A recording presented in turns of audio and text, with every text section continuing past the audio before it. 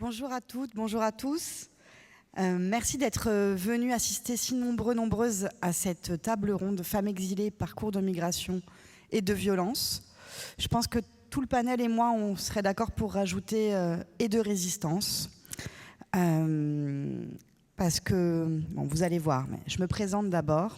Donc, je suis Sarah Bénichou, je suis journaliste indépendante, membre du comité éditorial de La Déferlante, qui est une revue partenaire de ces assises et qui est un média indépendant qui documente les combats féministes et les questions de genre depuis près de 4 ans et qui s'attache donc en particulier, pas uniquement, mais en particulier à la dimension systémique des violences sexistes et sexuelles et qui s'est attaché à différentes reprises à parler de ce sujet de l'exil au féminin et des violences particulières qui y sont attachées.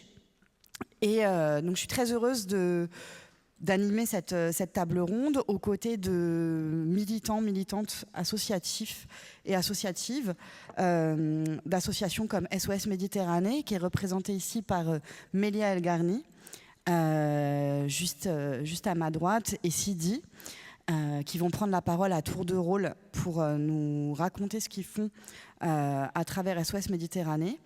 Et Pierre Graib, qui est un militant de la CIMAD de Strasbourg. En préparant cette table ronde, on a échangé pas mal autour de cette notion justement de résistance et le corollaire de cette idée de la vulnérabilité des femmes dans les parcours de migration, c'est-à-dire que les femmes, comme partout dans le monde, tout le temps, sont effectivement particulièrement ciblées par certaines violences. Et les parcours de migration entravés par tout un ensemble de politiques d'État violentes sont rendues vulnérables plus qu'elles ne le sont au départ, rendues vulnérables et en plus invisibilisées. C'est-à-dire que quand vous pensez migrants, vous ne pensez pas migrantes. C'est-à-dire que les femmes qui s'exilent, qui font des parcours de migration, sont très peu visibles. Ça ne fait pas partie des... On les traite tout le temps de manière spécifique et ça fait pas c'est pas l'image du migrant, n'est pas une migrante, alors qu'elle représente la moitié des personnes qui migrent dans le monde tous les ans. Et cette invisibilisation, elle a des conséquences, notamment en termes de production d'images et de représentations violentes, c'est-à-dire un retournement de cette violence, comme si les migrants étaient menaçants. C'est d'autant plus facile de construire cette image quand on la masculinise au maximum. Donc, parler des femmes migrantes, des femmes exilées, c'est aussi réhumaniser l'ensemble des migrants. Et ça nous paraissait important de le dire, de le signifier. Tout comme il nous a paru important, comme va le faire Mélia, de raconter les expériences féminines de la migration, les expériences de violence, mais aussi les expériences de résistance face à ces violences et de solidarité qui se construisent dans le parcours migratoire. Et pour ce faire, on va vous présenter dans un premier temps un petit clip vidéo, un film qui a été fait à partir du témoignage d'une personne, d'une femme qui... vous allez voir le film, c'est un clip assez court, donc d'une femme qui s'appelle Rokhaya. Et ensuite, la parole circulera à partir de Mélia, qui est sage-femme et qui fait des missions régulièrement sur l'océan Viking, le bateau de SOS Méditerranée, qui nous racontera un peu son expérience de sage-femme à bord. Et ensuite viendra Sidi, qui est militant SOS Méditerranée à Strasbourg, et ensuite Pierre. Donc pour la régie, si ça vous va, de lancer le film maintenant, pour que tout le monde le regarde. En 2016, Rokhaya a été secourue par l'Aquarius.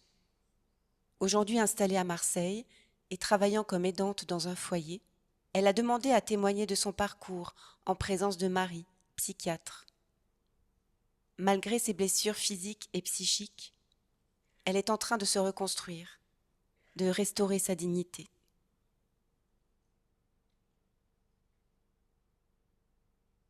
En 1989, j'ai dû quitter la Mauritanie. Les militaires nous ont violés, ma grand-mère et moi. J'avais 13 ans. Nous nous sommes réfugiés au Sénégal. En 2012, je suis partie du Sénégal car quelqu'un m'a dit qu'il y avait du travail en Libye.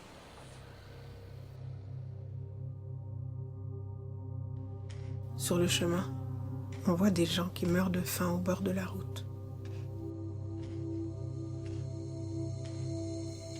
Je ne sais pas combien de kilomètres j'ai fait.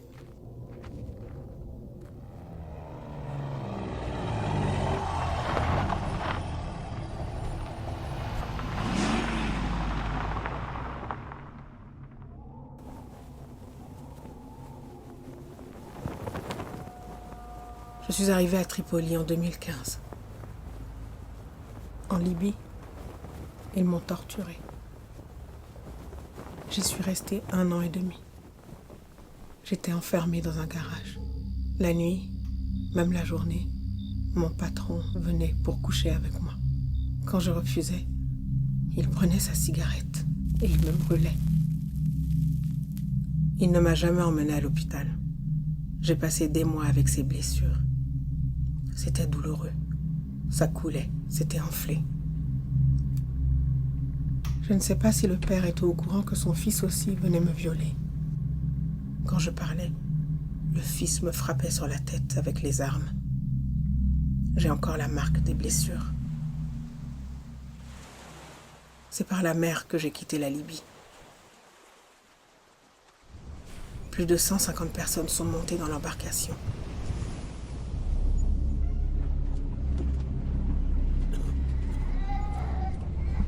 Ils m'ont poussé dans le bateau. Je suis tombée sur un clou qui a traversé le côté de ma fesse. Tous les jours passés en mer, je suis restée assise sur ce clou. Moi, je saignais, mais je ne pouvais pas bouger.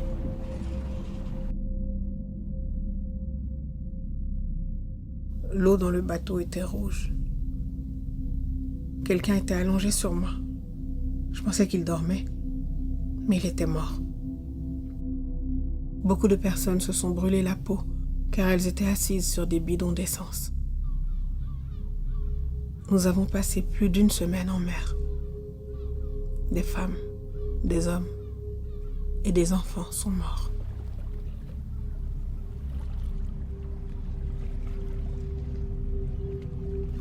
Je n'ai rien mangé sur la pirogue. Si tu manges, tu vomis.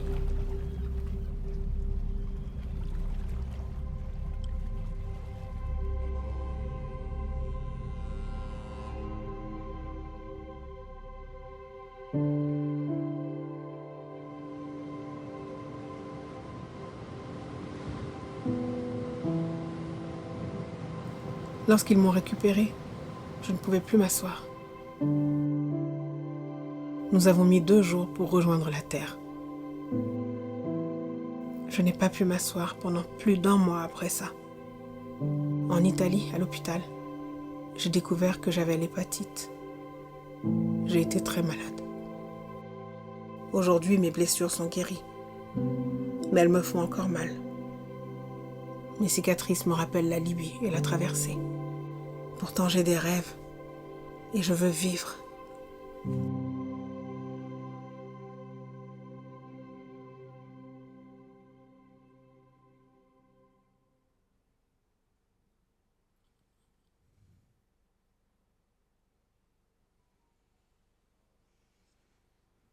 Voilà, donc un témoignage et je pense que Mélia en a plein d'autres à nous partager.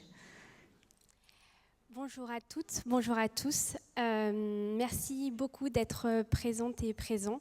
C'est très important pour nous de partager ce qui se passe en mer. Avant de commencer, j'aimerais juste vous présenter brièvement qu'est-ce qu'est SOS Méditerranée. Même si j'espère que la plupart d'entre vous nous connaissez, mais un petit rappel, SOS Méditerranée est une association civile européenne de sauvetage en mer. Elle a été créée au printemps 2015 grâce à la mobilisation de citoyennes et de citoyens pour faire face aux catastrophes humanitaires des naufrages en mer centrale. Notre objectif est de porter assistance sans aucune discrimination à toute personne qui est en détresse en mer. On a 3 missions qui est de sauver, de protéger les personnes.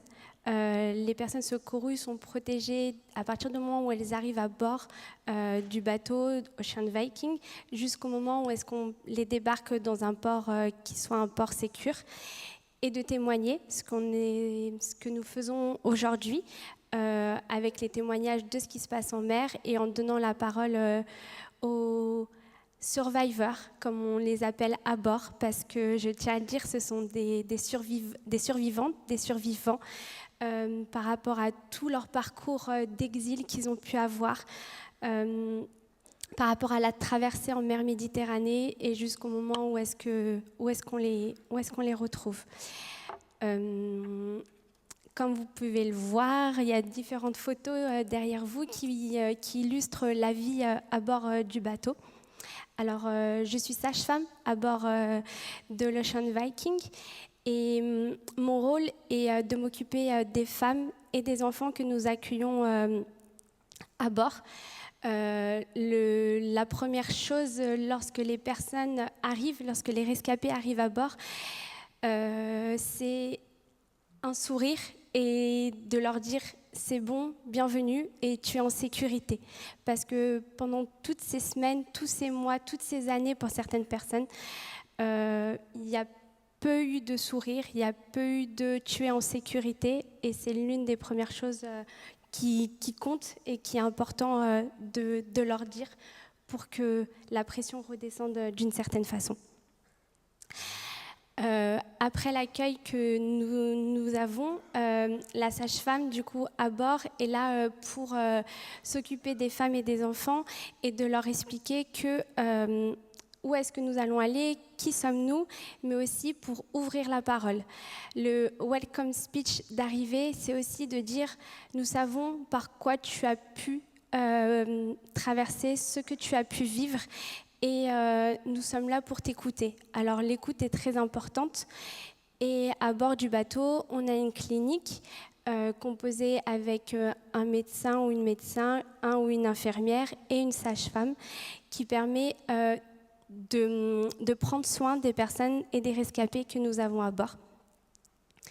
Le fait de pouvoir dire aux femmes rescapées, je sais ce qui a pu se passer et je sais les violences que tu as pu encourir jusqu'à présent et je suis là pour t'écouter et pour t'aider. Ça permet d'ouvrir la porte à tous ces témoignages. Tant qu'on n'ouvre pas la porte, c'est beaucoup plus difficile de venir discuter. Jusqu'à présent, ces personnes ne pouvaient pas avoir confiance la plupart du temps aux personnes qu'ils pouvaient rencontrer. Du coup, le fait de dire que nous sommes là et prêts à t'écouter est très important. À partir de ce moment-là, ça ouvre le dialogue à différentes choses. Ce qui vient de se passer en mer, dans un premier temps, mais aussi les raisons de l'exil, parce que ça aussi, on en parle peu. Tout le monde, les raisons de l'exil peuvent être très variées. Il y a la guerre dans un pays pour des violences liées au genre de la rescapée en question, pour fuir un mariage forcé, des mutilations génitales, mais aussi parce que j'ai envie d'aller travailler autre part, j'ai envie de faire des études autre part, j'ai ma partenaire qui est autre part et que j'ai envie d'aller rejoindre. Et ces raisons d'exil sont totalement diverses et variées et on peut en discuter à bord. Et on discute après en fonction des personnes, en fonction de ce que les personnes ont envie de raconter, mais du coup des violences qui ont pu arriver.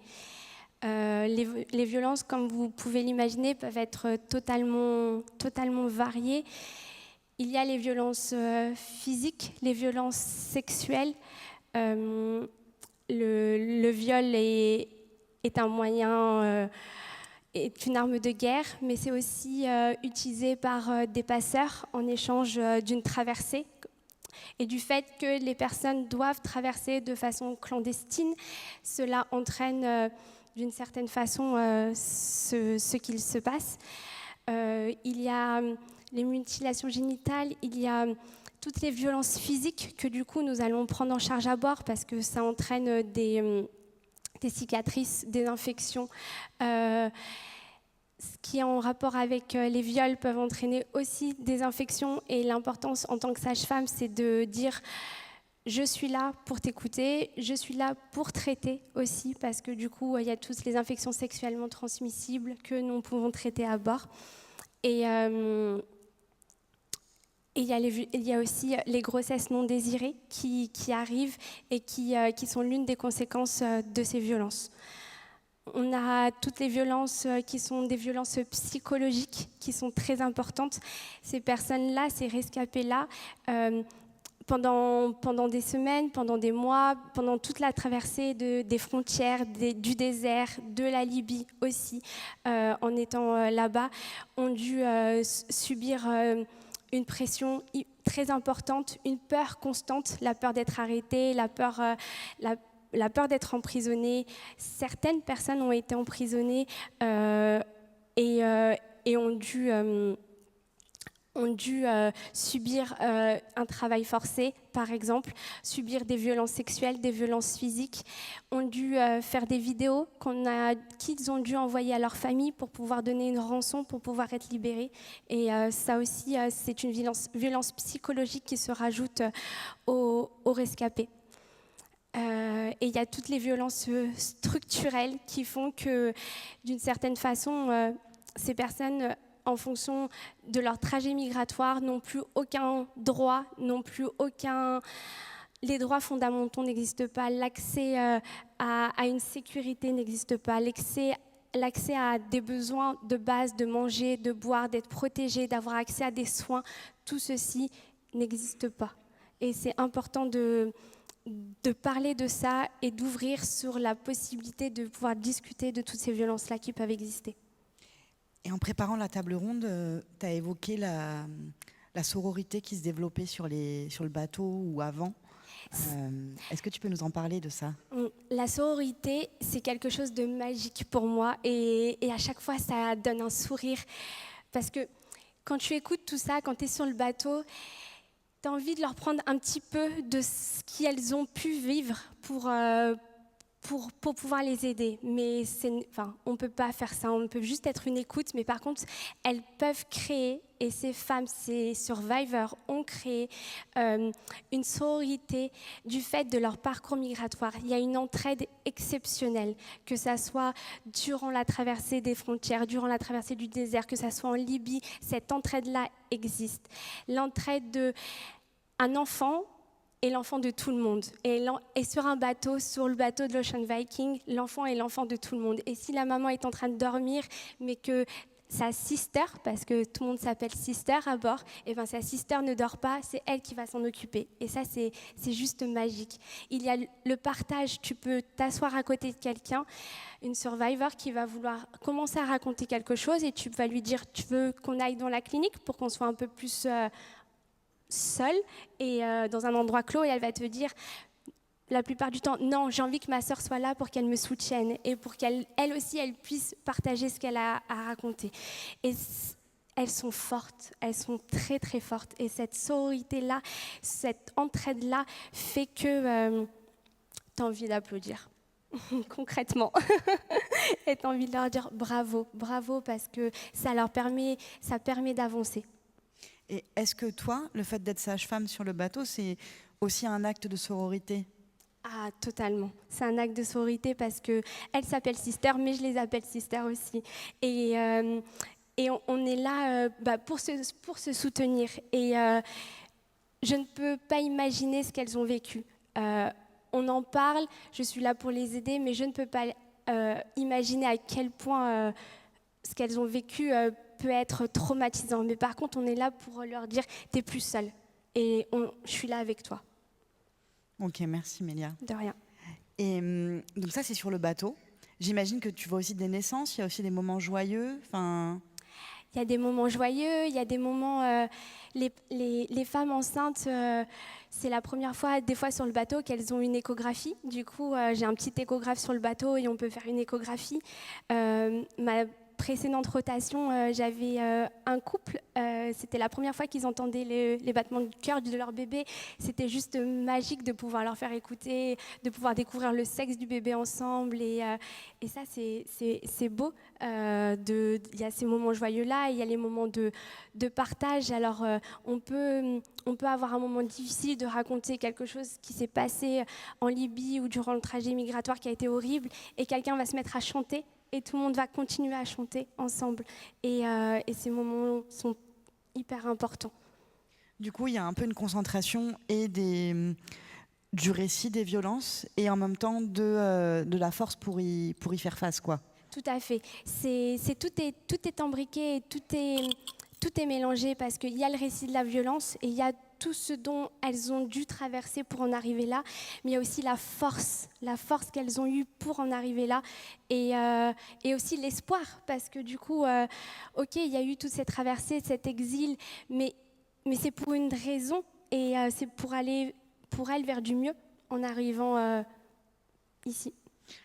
Alors justement, Sidi, toi, tu es bénévole ici à Strasbourg pour SOS Méditerranée, et qu'est-ce que fait un bénévole hors du bateau, en fait, pour SOS Méditerranée, et quel est l'enjeu sur le sujet des femmes migrantes, des femmes exilées? Déjà, pour commencer, je vais dire que moi, mon engagement à SOS Méditerranée a commencé par le fait que j'étais d'abord conscient des problèmes que ces personnes avaient sur place. Et quand on a conscience de ça, on essaye d'abord à son petit niveau d'y apporter des solutions, de concourir à améliorer leur quotidien, à les soustraire des violences qu'elles peuvent subir. Alors pourquoi tu en étais conscient ? Parce que je faisais l'aller-retour dans ces pays-là très très souvent et que je voyais ce qui se passait. Donc on a essayé à plusieurs niveaux de monter des structures ou de monter des associations qui puissent aider ceux qui sont sur place. Et après, les situations se sont complexifiées, on va dire, au niveau politique, au niveau géopolitique, etc. Et à un moment donné, tu te dis, si je ne peux pas les sauver là-bas sur place, alors je ne peux pas les laisser mourir en mer. Parce qu'on n'a pas pu les sauver sur place. Elles sont parties, ou ils sont partis. L'essentiel, le plus important maintenant, c'est de faire en sorte que ces gens-là ne meurent pas en mer. D'où l'engagement à SOS Méditerranée. Et nous sommes plusieurs bénévoles. À Strasbourg, nous sommes une quinzaine de bénévoles. Dans l'antenne de Strasbourg, et il y a 21 antennes en France, donc ça fait à peu près 750 bénévoles au tout qui œuvrent sur Terre. Mélia vous a dit, SOS a 3 missions. Une mission, sauver. Sauver, ça se fait à bord. Protéger, ça se fait à bord. Témoigner, ça se fait aussi à bord. Mais ce qui se passe, c'est que le témoignage se prolonge aussi jusqu'à terre. Nous ne sommes pas en mer, mais nous nous sentons immergés par ce qui se passe là-bas. Pour ne pas que ces témoignages-là soient invisibilisés, alors, nous, bénévoles sur Terre, nous essayons de donner un écho qui soit le plus retentissant possible pour que les citoyens puissent savoir le drame qui se joue en Méditerranée centrale. Et nous avons plusieurs actions pour cela, des actions qui vont de simples stands que vous avez vus à l'entrée du PMC, du bâtiment.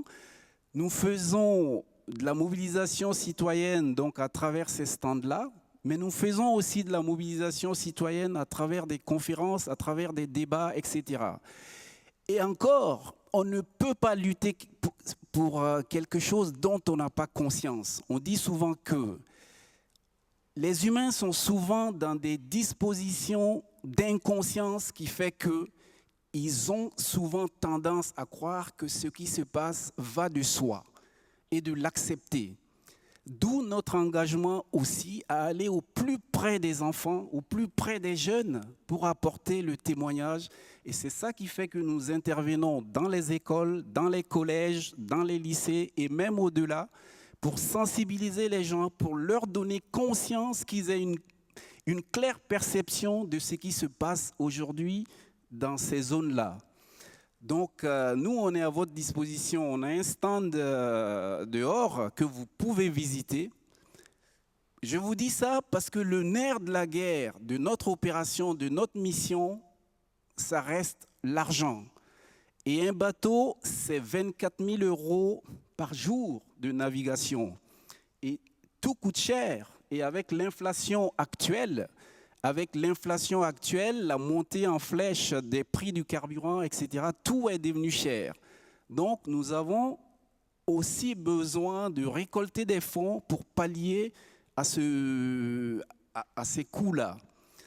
Donc, si vous pouvez nous aider, n'hésitez pas, nous sommes à votre disposition pour discuter avec vous et pour que ces missions-là puissent avoir lieu et pour que ces gens-là ne meurent pas en Méditerranée. Merci Sylvie. Pierre, je passe à toi pour peut-être nous parler un peu de ce que tu as appelé, quand on a préparé la table ronde, les violences administratives. N'oublie pas de prendre le micro.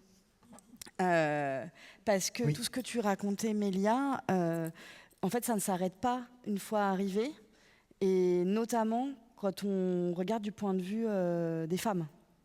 Oui, effectivement. Je rappelle que Pierre est de la CIMAD.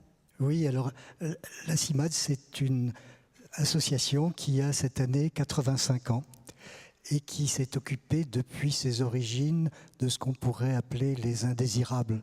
Alors les indésirables, c'était les enfermés dans les camps de Vichy, ça a été les gens du FLN pendant la guerre d'Algérie, ça a été les travailleurs migrants à un moment donné, ça a été les réfugiés venus de différents pays du monde, et actuellement les indésirables dont vis-à-vis desquels nous manifestons, suivant nos statuts, une solidarité active, je dirais, ce sont les personnes migrantes et notamment les exilés, les demandeurs d'asile et aussi les sans-papiers. Donc, je dirais, j'ai un peu perçu ce que Mélia nous a dit sur ce qui se passe dans l'Océan Viking comme une espèce de parenthèse, presque un rayon de soleil par rapport à un itinéraire qui est extrêmement difficile avant, mais qui n'est pas très beau non plus en arrivant. En arrivant parce que tout ce qui a été vécu au cours de cette migration, au cours de cet itinéraire, n'est pas reconnu, par exemple, pour demander l'asile. Lorsqu'il y a une demande d'asile d'une personne, on ne se réfère qu'à la raison qui a causé son départ. Mais ce qu'elle a vécu de violence pendant son voyage, pendant son itinéraire, n'est pas pris en compte pour la demande d'asile. Certes, ces personnes qui ont vécu des traumatismes peuvent être éventuellement prises en charge pour des raisons de santé par la suite, mais là aussi, avec ce paradoxe que si une personne est reconnue pour des raisons de santé, eh bien ce qui est terrible, c'est que si elle a eu un droit au séjour pour raison de santé, si elle va mieux, eh bien elle risque de perdre son droit au séjour. Donc, ces violences, elles sont aussi, et je dirais, par rapport à ces itinéraires, elles sont dues à la violence politique des pays européens qui, de plus en plus, ont une politique de non-accueil, c'est-à-dire de refuser l'accueil, de refuser de délivrer des visas dans les pays d'origine ou en certains endroits, et qui amènent les personnes qui ont décidé de partir, parce que la décision de partir, une fois qu'elle est prise, elle est inéluctable. On ne revient pas en arrière. C'est comme un tube de dentifrice ou c'est comme une naissance. On ne revient pas en arrière. Eh bien, oui, les raisons pour lesquelles on est parti, ça peut être des violences, mais les pays européens aujourd'hui ont décidé de fermer les frontières. Et de fermer les frontières, et en plus de traiter avec des pays dits tiers, de trier ceux qui éventuellement pourraient être en asile ou autre. Il y a des accords, par exemple, avec la Tunisie, avec la Turquie, mais aussi avec la Libye. L'agence européenne Frontex, qui est une des plus dotées de l'Union européenne, renvoie des personnes qui sont sur des bateaux vers la Libye en le signalant aux gardes-côtes libyens pour qu'ils les récupèrent. Et vous avez vu dans le film ce qu'une femme ou un homme peut subir en Libye. Voilà. Donc là, il y a une responsabilité, une violence politique des pays européens par rapport à ces migrations. Les raisons, Mélia les raisons du départ, ça peut être des violences. 54 personnes, des personnes exilées dans le monde, sont des femmes. 54 personnes considérées aujourd'hui comme esclaves dans le monde sont des femmes. L'une des reconnaissances de l'esclavage aujourd'hui, ce sont les mariages forcés. Il a été évoqué ce matin le fait des femmes birmanes qui sont vendues pratiquement en Chine pour faire des enfants. Mariage forcé, c'est une réalité. Mais il y a aussi les mutations génitales féminines. Vous avez aussi les persécutions qui sont liées à l'appartenance à un groupe social. Ce groupe social, ça peut être une minorité qui est persécutée dans le pays. Ça peut être dû à une orientation sexuelle. Ça peut être dû à l'identité de genre. Donc, il y a un certain nombre de groupes sociaux. Et puis, il y a aussi la volonté de femmes. N'oublions pas qu'une personne qui décide de partir, la décision qu'elle prend, c'est parce qu'elle pense qu'elle va vivre mieux et qu'elle veut vivre mieux. Et l'attitude des pays européens par rapport à ces personnes qui essayent de venir parce qu'elles veulent vivre mieux, c'est qu'elles on les désigne comme des boucs émissaires ou comme des menaces. Pourquoi ? Parce qu'on a peur non pas tellement de l'autre, mais on a peur de l'espoir de l'autre. C'est Scurati, le romancier italien spécialiste du fascisme, qui disait ça à propos du fascisme. Je crois qu'on est dans cette idée, on est dans cette pratique politique de la peur de l'espoir de l'autre, et je crois que ça, c'est un point important. Et puis, une fois arrivé, je dirais la parenthèse de sororité souvent s'estompe parce qu'il y a les difficultés de l'accueil, la nécessité d'expliquer et souvent élaborer dans des temps extrêmement courts un récit des raisons qui ont fait partir est extrêmement éprouvant. Alors, est-ce que tu peux expliquer, par exemple, la CIMAD, quel rôle vous jouez à ce moment-là ? Parce que le récit, c'est dans les demandes d'asile. Le récit dans les demandes d'asile, alors, oui. Est-ce que tu peux expliquer parce que tout le monde n'est peut-être pas au courant de... Oui. Voilà. Alors sur Strasbourg, c'est pas tellement la CIMAD qui le fait, c'est une association. Nous sommes d'ailleurs dans la même maison qui s'appelle Casas, qui s'occupe davantage du récit. Mais le demandeur d'asile doit donner un récit circonstancié des raisons pour lesquelles il est parti, il a quitté. Donc toutes ces souffrances de l'itinéraire ne sont pas prises en compte et il doit le faire dans un récit français qui est soumis à l'OFPRA, dans des délais assez courts. Et à ce moment-là, s'il a formulé cette demande d'asile, il est demandeur d'asile. Il devrait être normalement, et il est pris en charge pour son hébergement, il a une petite somme d'argent pas très grande, mais enfin il a une petite somme d'argent, il est hébergé normalement, mais on s'aperçoit que dans les centres d'accueil de demandeurs d'asile, il n'y a pas assez de place. Donc les femmes sont plutôt prises en charge que les hommes, mais là aussi, ça ne va pas. Et l'aide, et puis la demande d'asile, elle est formulée, et puis on attend la réponse. Et il y a un temps d'attente qui peut être très variable. Et lorsque l'OFPRA donne un accord, alors on peut dire que c'est bien et la personne a le statut de réfugié avec tous les droits. Mais tant qu'elle est demandeur d'asile, elle ne peut pas apprendre le français. Enfin, elle n'a pas normalement le droit d'apprendre le français. En tout cas, les cours de français qui sont donnés par des bénévoles ne sont pas rémunérés, ne sont pas financés officiellement. D'ailleurs, nouvelle, l'OFI qui est chargé d'apprendre le français, de financer théoriquement le français langue étrangère pour les étrangers, ne finance plus ces cours de français. Bien, ça c'est une chose. Alors, ils n'ont pas non plus le droit de travailler.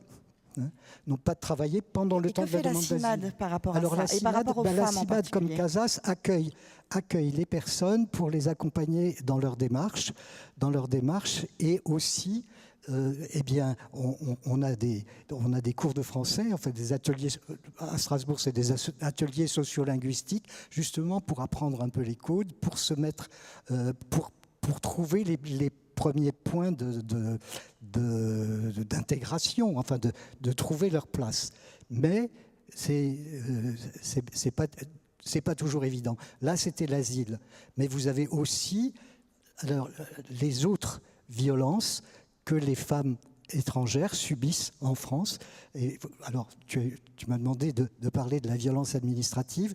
La violence administrative, lorsqu'une femme est venue dans le cadre, par exemple, d'un regroupement familial, eh bien, son séjour est dépendant de son conjoint.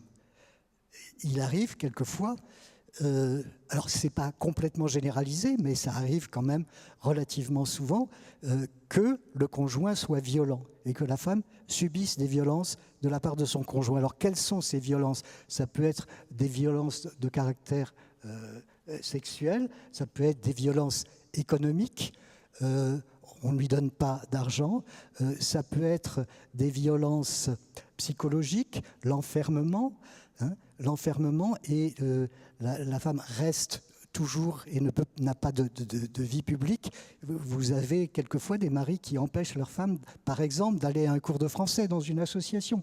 Vous avez toutes ces violences. Et du coup, c'est extrêmement compliqué parce qu'il y a cette emprise et de l'homme ou du dominant. Vous avez aussi, par exemple, les cas d'esclavage domestique qui sont révélés de temps en temps, où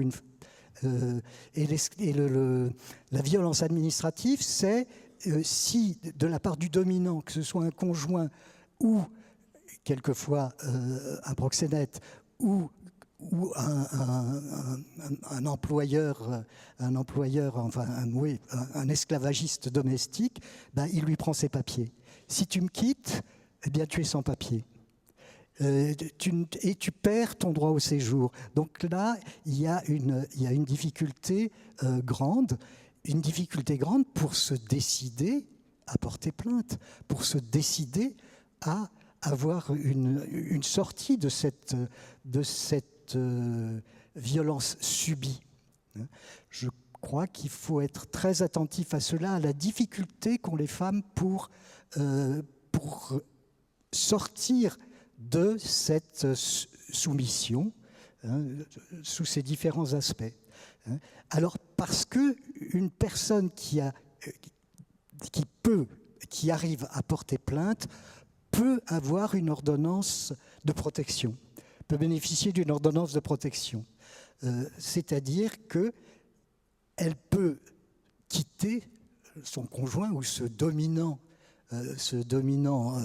violenteur, de toutes les formes de violence, et puis bénéficier à ce moment-là d'un droit au séjour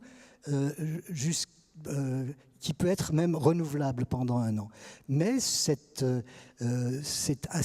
difficile à obtenir parce que les contraintes sont très fortes, parce que voilà, donc c'est une violence et nous essayons, nous, à la CIMAD, d'accueillir les personnes et les femmes qui nous racontent ces histoires et de leur donner les moyens de faire des recours, d'arriver à un droit au séjour et d'arriver à accéder à leurs droits. Et là aussi, il y a une violence administrative, c'est qu'une grande partie aujourd'hui des relations avec les services publics, ça se passe par Internet, c'est la dématérialisation. Alors la dématérialisation dans une langue qu'on ne maîtrise pas, avec des techniques qu'on ne maîtrise pas, c'est encore une violence. Elle n'est pas plus spécifique pour les femmes que pour les hommes, mais les femmes sont souvent, ont eu moins accès à l'apprentissage du français, à l'apprentissage de certaines techniques. Alors, je ne suis pas optimiste en ce moment parce que quand on voit aujourd'hui ce que disent un certain nombre de politiques et dans tous les pays d'Europe, et chez nous en particulier, je vois par exemple que le Premier ministre recule sur l'aide médicale d'État. Tu conclus. Oui. Voilà, je ne suis pas très optimiste, mais je crois qu'il y a vraiment, on ne lâche pas, on ne lâche rien. Et ce qui a été expliqué comme sororité ou autre, c'est dans des cours de français, dans des ateliers sociolinguistiques, quelquefois dans des groupes de parole, que ça peut se faire pour donner une respiration, une possibilité d'accéder aux droits. Merci Pierre. Donc la violence de l'État à la frontière, elle se perpétue, elle continue à l'intérieur même de la frontière. Je sais que Mélia a un train à prendre dans pas longtemps. On a encore 5 minutes. On avait envie de vous laisser la parole dans le public s'il y a des questions, s'il y a des demandes. Alors nous, on ne vous voit pas très bien parce qu'on a les spots dans la figure, mais s'il y a 2-3 questions qui veulent être posées, on sera heureux d'y répondre. Venez. Il n'y a pas de système de personnes avec micro qui... Donc je vais le faire.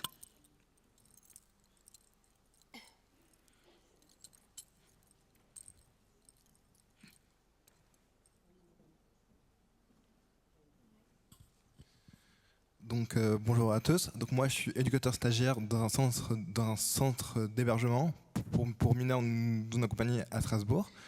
Et donc je suis confronté à des jeunes femmes qui arrivent, qui, sans qu'elles nous disent ouvertement, on se doute qu'elles ont vécu des choses horribles. Et ma simple question, c'est de savoir comment en parler avec elles en tant qu'homme, parce que c'est compliqué aussi. C'est déjà si c'est possible ou pas, si c'est le bienvenu ou pas, et de comment pouvoir en parler ou ne pas en parler, et comment pouvoir traiter ces sujets-là pour que ces jeunes filles se sentent mieux et permettre peut-être qu'elles puissent se libérer d'un poids et qu'on puisse ensemble avancer. En vous remerciant.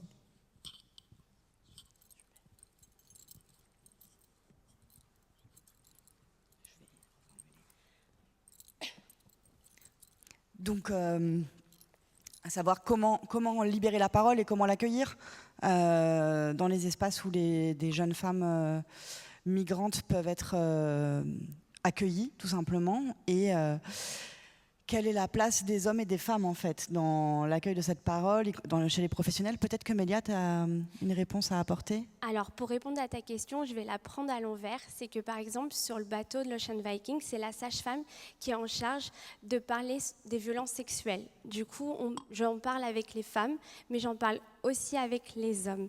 Et c'est vrai que d'un prime abord, qu'une femme vienne parler avec eux de violences sexuelles, ça peut faire bizarre aussi pour eux de cette façon-là. Et la façon dont je le fais, c'est que d'ouvrir la parole en disant de façon bienveillante et en disant que certes, tu ou n'importe qui est un homme et que tu es là quand même pour écouter la personne et pour pouvoir libérer la parole. à partir du moment où on est sincère, je trouve, et que on peut ouvrir la parole, mais en disant aussi que si la personne en face de toi n'est pas à l'aise pour discuter de ça, du fait du sexe de la personne qui est en face, c'est tout à fait OK, et ce n'est pas parce que tu en parles qu'elle doit s'exprimer, on peut passer le relais. Et c'est ça qui est important, c'est d'ouvrir la porte, et que si c'est pas avec toi, il y a toujours un relais derrière. Est-ce qu'il y a d'autres personnes qui veulent poser des questions? Profitez-en.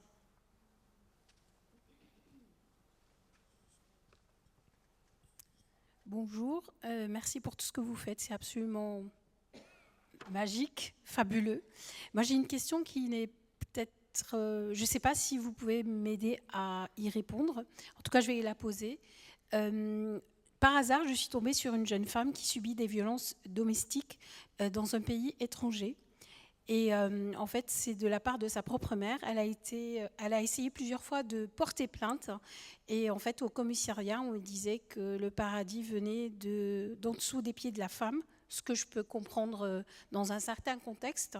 Mais plusieurs fois, j'ai essayé moi-même de l'aider. Je ne sais pas. Alors, est-ce que vous pouvez m'aider à l'aider, ou est-ce que vous pouvez me dire vers qui je peux m'orienter pour pouvoir l'aider? Parce qu'elle continue vraiment, c'est juste horrible. Comme c'est la Méditerranée, comme je sais, j'ai bien vu aujourd'hui qu'il y a des liens avec des associations à l'étranger. Donc voilà. Merci.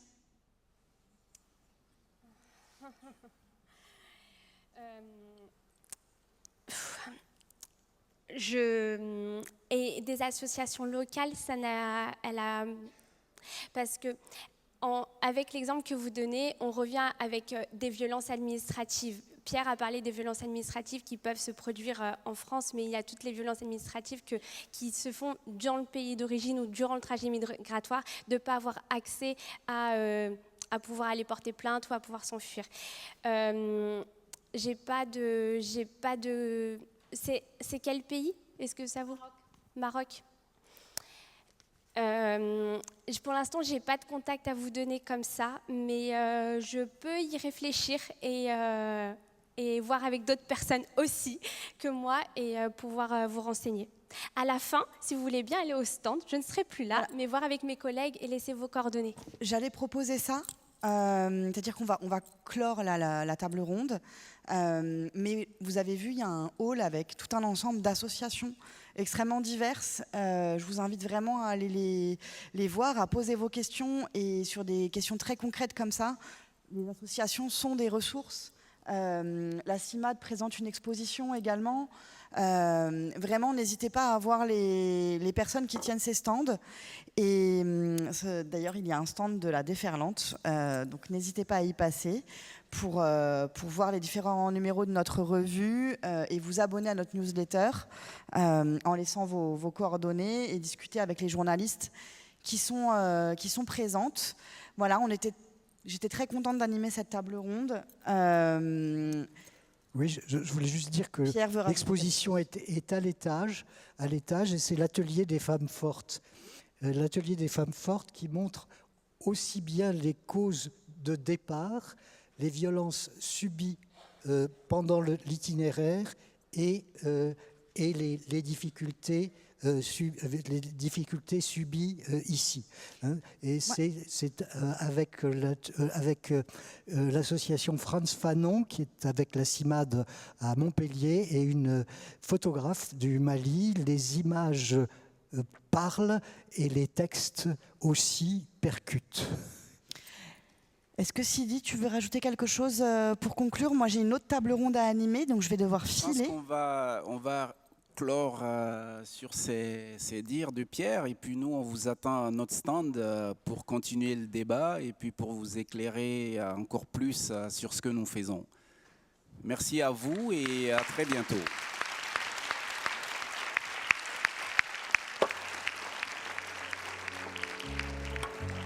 No quiero cantar más de amor, no quiero hablar más de abrazos.